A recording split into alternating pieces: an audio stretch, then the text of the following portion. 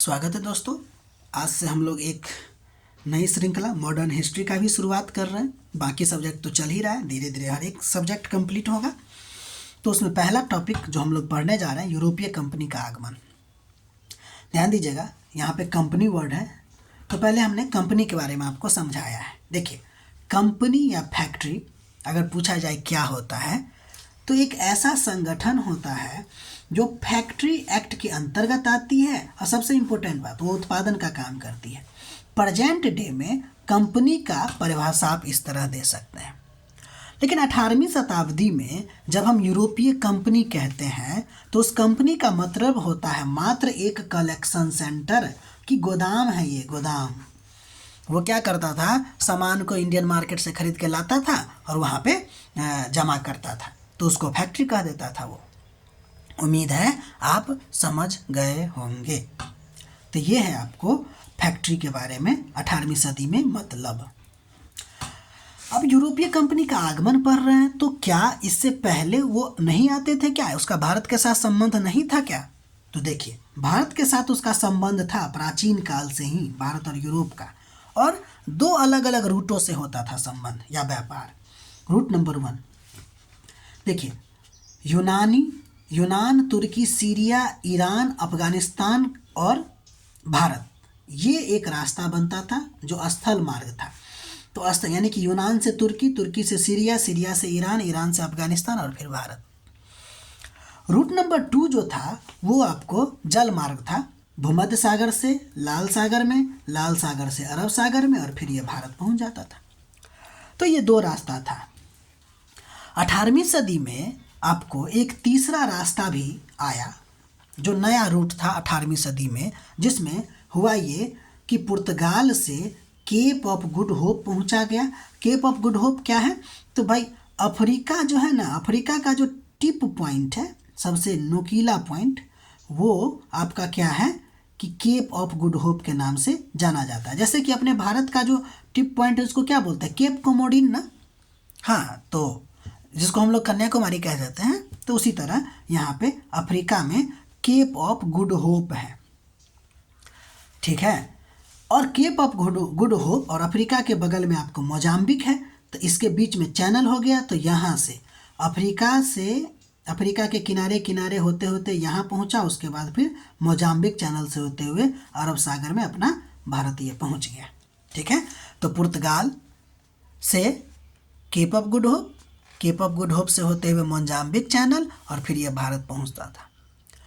तो अब ये जो नया रूट खोजा गया, तो आखिर इसकी जरूरत क्यों पड़ी भाई? वैकल्पिक मार्ग की जरूरत क्यों पड़ी? ठीक है, तो इसके बारे में चर्चा करते हैं। देखिए,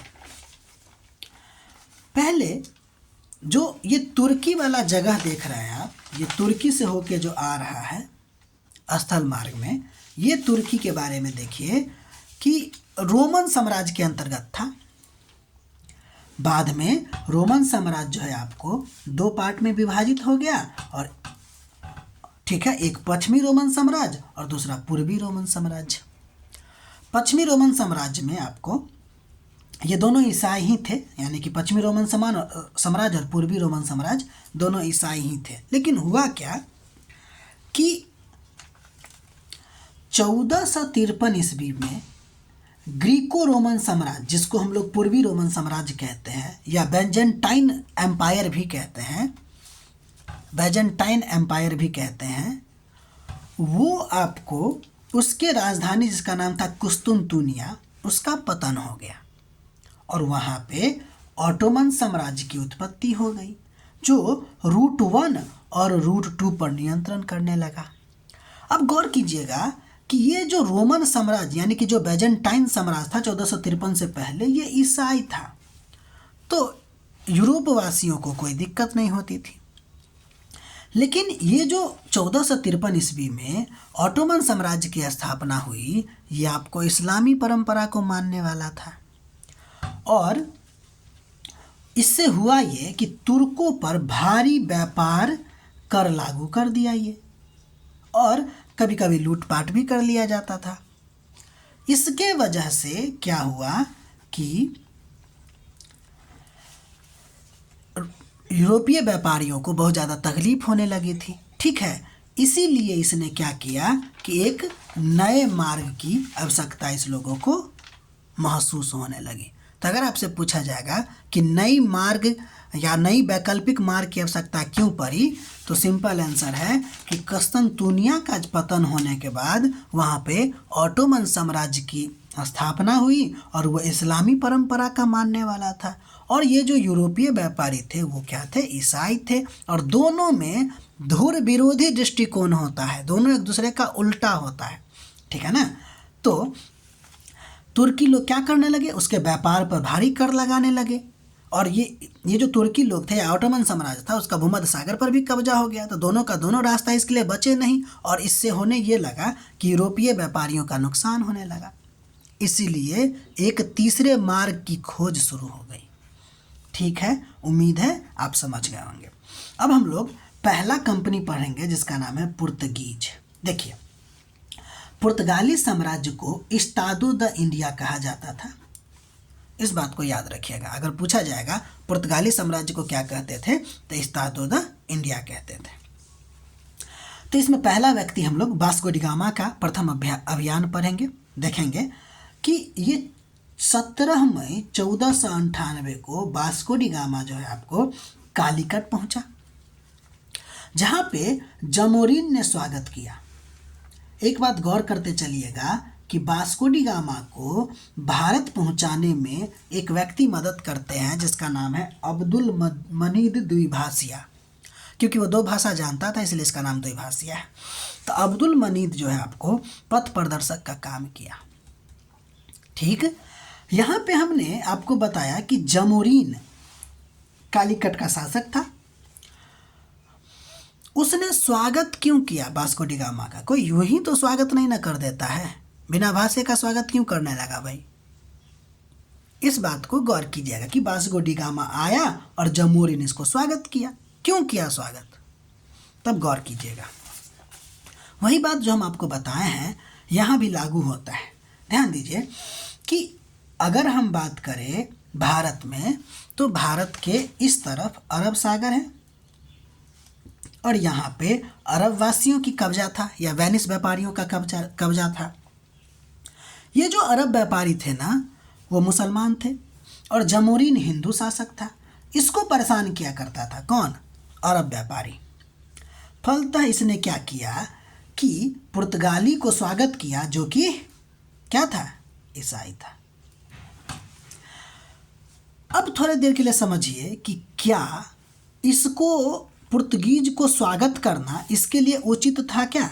आपने ये समझ लिया ना कि स्वागत क्यों किया। अब हम इस पे भी क्वेश्चन उठा रहे हैं कि स्वागत करना उचित था क्या, सही था क्या? तो इस पे गौर कीजिए कि अगर भारत में उस समय देखें तो केंद्रीय स्तर पर दिल्ली सल्तनत के अंतर्गत सिकंदर लोदी का शासन था, जो कि इस्लाम को मानने वाला था, और वास्को डी गामा ईसाई था। दोनों में जानते हैं कि धुर विरोधी दृष्टिकोण है। क्या ऐसे में जमोरिन का वास्को डी गामा को स्वागत करना उसकी कूटनीतिक विफलता नहीं होगी क्या? इस बात को थोड़ा सा गौर कीजिएगा और सोचने का कोशिश कीजिएगा। ठीक है, ये आपको सोचने के लिए दिया गया है। ठीक है, ये बहुत ही इंपॉर्टेंट बात है कि कूटनीतिक विफलता थी जमोरिन का स्वागत करना, जमोरिन को वास्को डी गामा का स्वागत करना, क्योंकि भले ही कमज़ोर लेकिन केंद्रीय स्तर पर आपको मुसलमान शासक थे और वो ईसाई को क्या कर रहे हैं कि सपोर्ट कर रहे हैं। आज के समय में देखिए ना कि जहां हमारा हित नहीं होगा वहां हम क्यों किसी का सपोर्ट करेंगे इंटरनेशनल रिलेशन में। चलिए अब आगे हम लोग बढ़ते हैं, इसको छोड़ते हुए। देखिए अब हम लोग पेड्रो अल्वेराज कैब्राल के बारे में पहुँचते। पहले तो वास्को डी गामा आया, दूसरा पुर्तगाली जो आपको आया उसका नाम है अल्वेराज कैब्राल। इसने 13 व्यापारिक बेरों के साथ भारत आया था। ठीक, उसके बाद वास्को डी गामा फिर आया। इसका द्वितीय अभियान आपको 1502 में हुआ। ध्यान दीजिएगा, ये जब आया उसी के 1 साल के बाद कोचीन में एक फैक्ट्री स्थापित होती है। अल्बुकर्क की इसकी भूमिका होती है इसमें। तो ये पुर्तगालियों के द्वारा या यूरोपियों के द्वारा स्थापित पहली फैक्ट्री थी। ठीक, उसके बाद फैक्ट्री बन गई थी, इसको देख रेख के लिए एक गवर्नर नियुक्त किया गया, उसका नाम था फ्रांसिस्को डी अल्मीडा। 1505 से 1509 ये प्रथम पुर्तगाली गवर्नर था।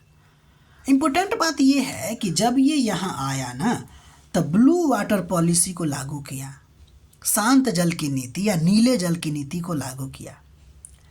इसमें यह था कि व्यापारिक एकाधिकार स्थापित करने के लिए जल मार्ग को नियंत्रित करना या हिंद महासागर पर नियंत्रण स्थापित करना।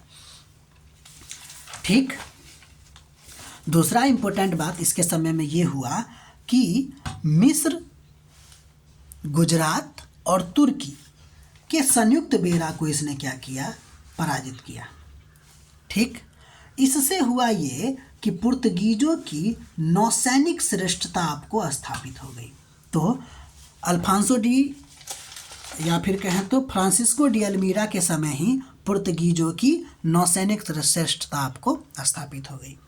और इसी के समय 1505 में कन्नूर में दूसरी फैक्ट्री स्थापित हुई। ठीक है, तो यहाँ तक आप लोग नोट बनाने का कोशिश कीजिएगा, अपना पढ़ाई करते रहिएगा।